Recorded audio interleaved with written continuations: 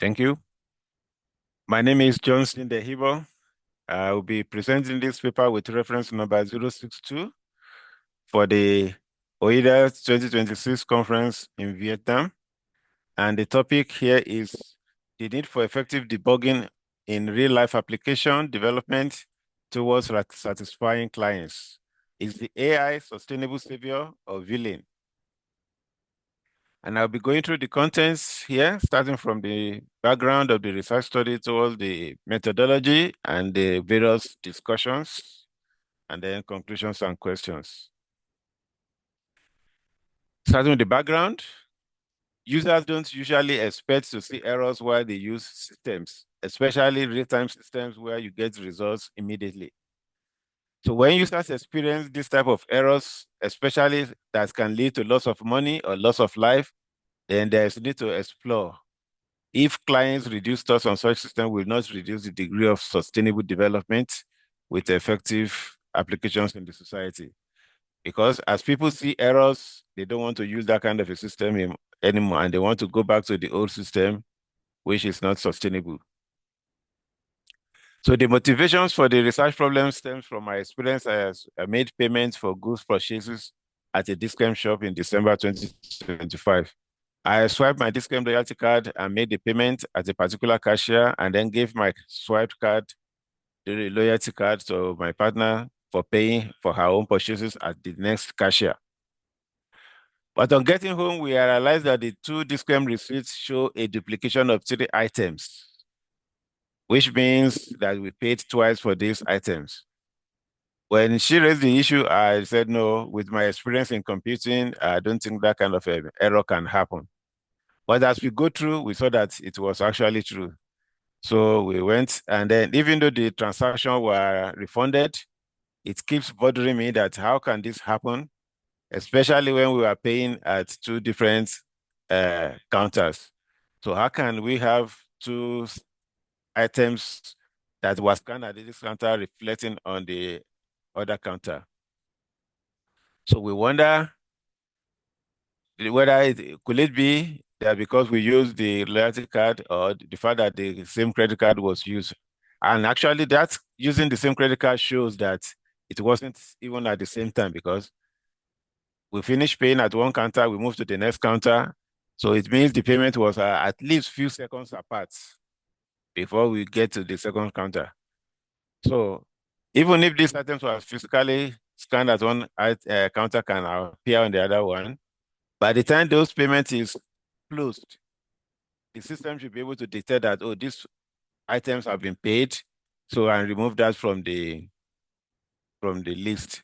But that situation was not what happened.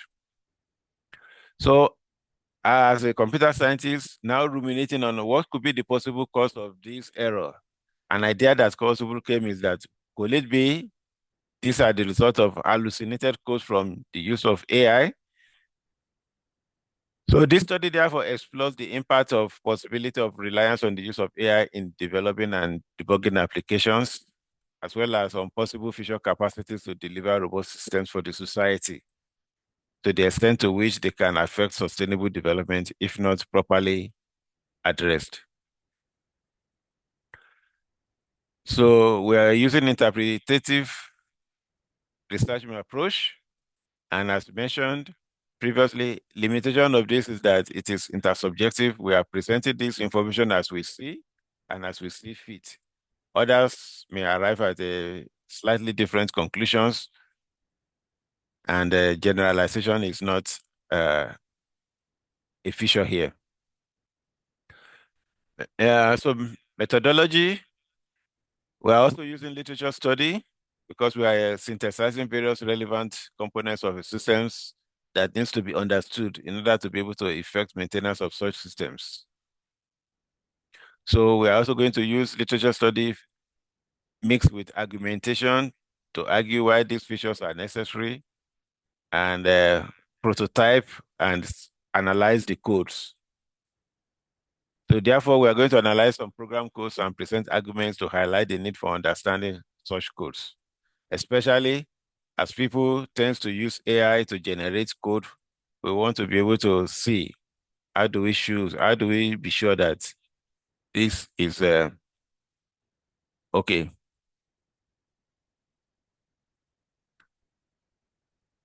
Okay.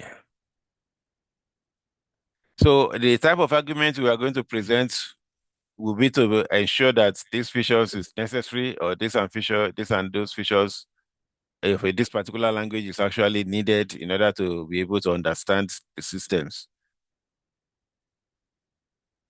So the resultant discussions, we will start with the discussion on an informal debate that was ongoing, and that's actually we observe someone talking about being able to develop a system without learning programming, without knowing how to code, because it can just ask AI to generate a code to do this and that, and then install that system, and then people should start using the system.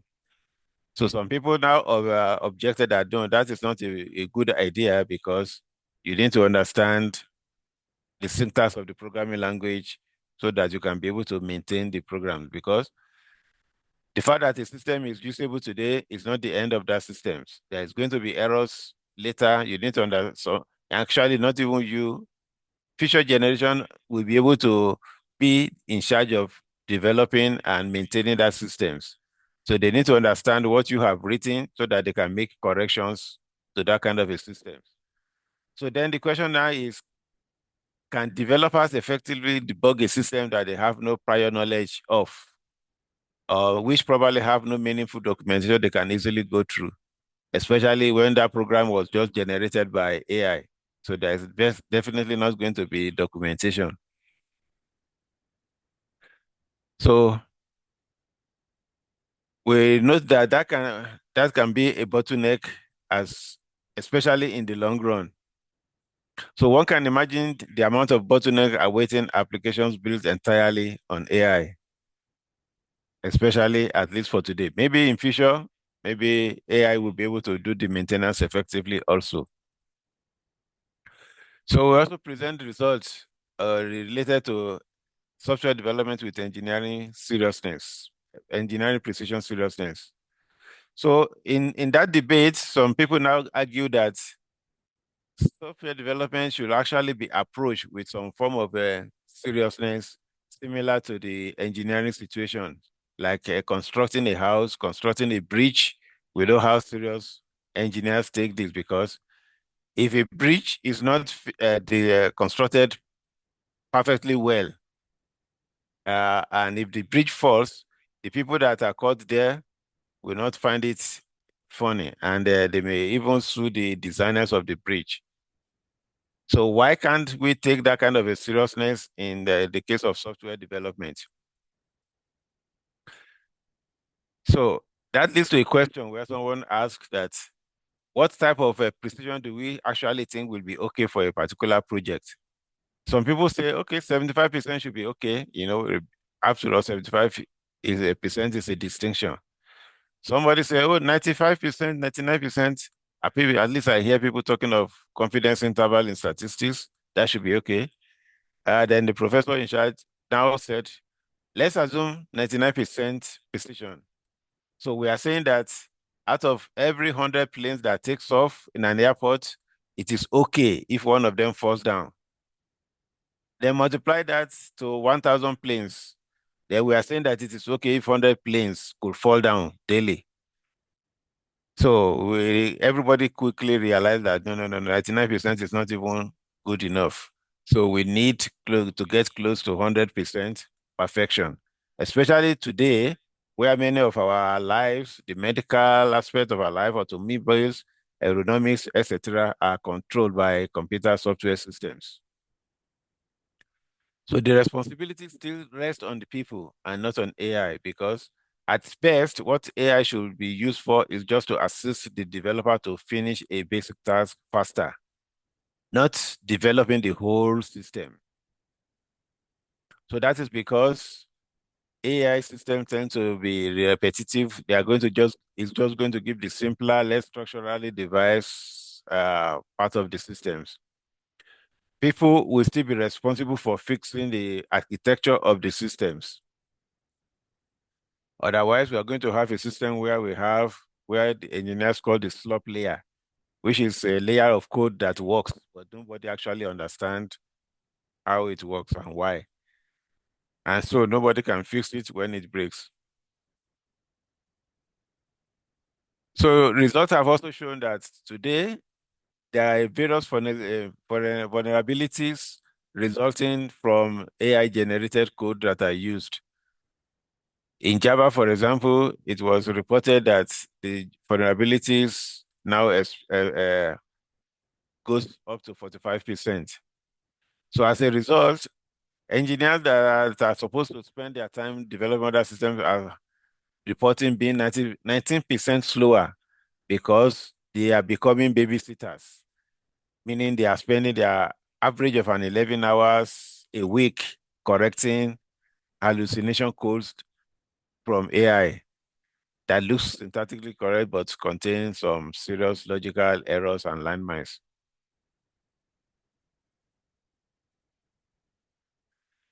So it seems creating a damaging effect on people and systems. And the odd is speeding up as we seem just creating massive backlog for ourselves in the future. And that is because in reaction to the use of AI in the society, many companies are simply saying, oh, they don't even need to employ junior software developers anymore. So AI can just do the development of the simple codes, and they're just going to employ the middle managers that are going to oversee that. But the question then is, if we go that route, in the next few years, who will be the managers? Because if we are not employing junior developers today, so the future managers we may not have experience that are needed at the beginning of their career. And on top of that, some managements are even reducing salaries for the few people that they employ because they are saying that we are going to use AI to do 40% of the heavy lifting job, and the human being is just going to make some corrections here and there. So we cannot justify the type of salary that were paid, say, around 2022. Well, seems to be working for now, but discussion further goes on to the fact that the problem is going to be in the future because the junior are supposed to learn writing simple codes at the beginning, but if they skip that and they delegate that to AI, then they are not going to have the type of experience in future when their services will actually be needed. So that looks like all accountability of AI is not affecting investment in humans. So that leads us to the discussion of what is called the vibe coding trap. Vibe coding trap is a false promise because it's telling people now that you can use AI to code without learning coding. So in order to appreciate that, in order to understand if that is actually going to be sustainable, we present a simple Java program that do something as simple as generating multiples of 5 between 1 and 100. So AI present this program as the answer to that question. Now, looking at that simple program, we can observe some few things. We have the concept of encapsulation implemented here. If we see, it starts with the keyword public class multiples of 5. So the keyword public means that the program should be accessible outside the class, or your alternatives are private and protected. Then we also have the symbols, the opening brace that must mark the beginning of the program and mark the end of the program. So what we are saying here is that if this program is just generated by AI and somebody doesn't know these keywords, then you can easily miss it out when you are correcting that program, when you are maintaining the program. Especially that brace. It's a very simple symbol that you can even think it's not really important. But somebody with the knowledge of the programming will be able to say, no, that is very important, and will avoid error from that. We also analyze another program, which is an HTML5 program to accept form input and use CSS cascading style sheet to present colors and fonts to the program, and then use JavaScript to retrieve information from the form. So one needs to know how the different parts of the system accomplish that. We need to know that the JavaScript is the one that will do the validation if necessary. So we present the output of that program. We knowingly introduce an error in the email address, for example, to say jdehinbo at yahoo.computer instead of saying yahoo.com. So the system will be able to fetch out that kind of error. And AI is also going to be able to tell us how those validation has been done and highlight it. So we also look at the various features of that and how AI can assist also further in that kind of validation. But the essence of the whole thing is that as AI enhances the code, the learner can visualize the changes made and assimilate how the code can be used to achieve desired changes. So what we are trying to say in conclusion is that the fact that a simple truth remains is that the responsibility of the system rests on the people and not on AI. So the continued reliance on computing systems in different aspects of our life implies that the system development needs to be approached seriously as life and death situations, as this principle led to the term software engineering.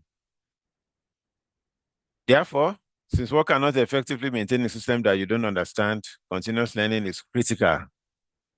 So even if we use code generated by AI, you need to have a basic understanding of how the code is working.